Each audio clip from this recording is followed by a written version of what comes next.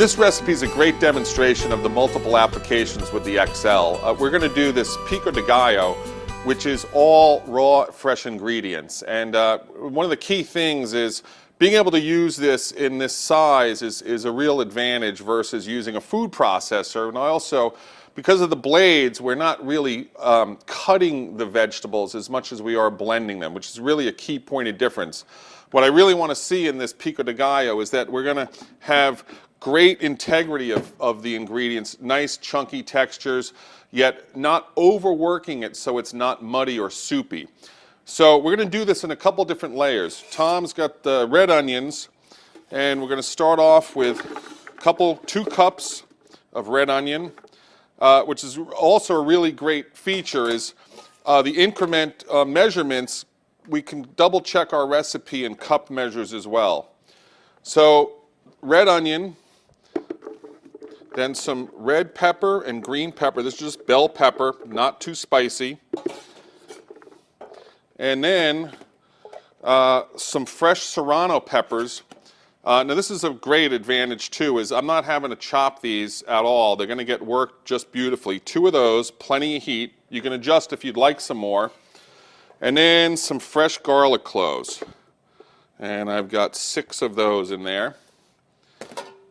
So the first wave is we're going to pulse these to just get them to the right size. Then we're going to add the rest of the ingredients. Tomatoes are softer than these, so I want to add those a little bit later.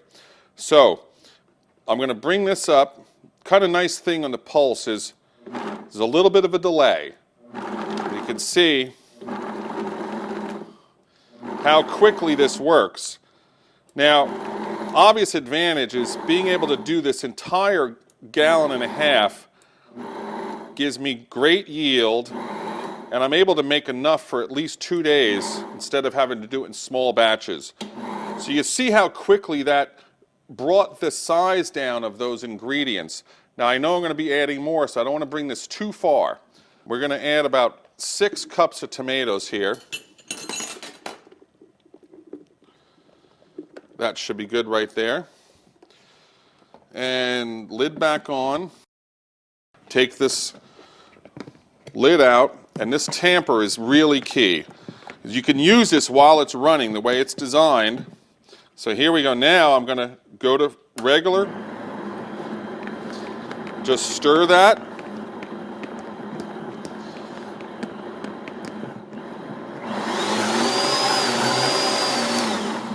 Beautiful. Now I'll take a little more of the rest of the tomato. Now you see how fast this works. If there's anything, just be careful that you're not doing it too much. I don't want this to be a soup. I want it to be more like a salsa. So we go back.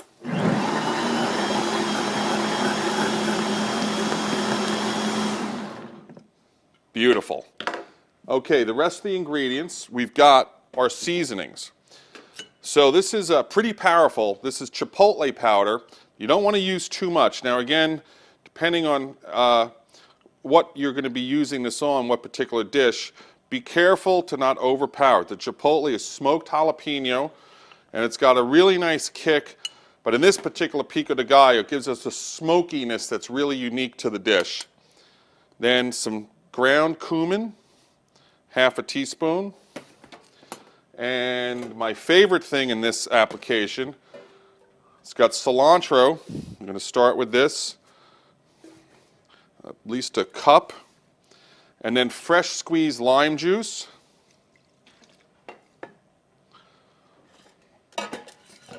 And I'm just going to take a look at this. Beautiful. So now all I'm going to do is pulse this so the cilantro is just blended in.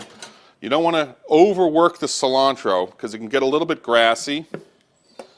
And we're not chopping it with a blade like a food processor, so it's not getting too smashed up. So right here, push that cilantro down.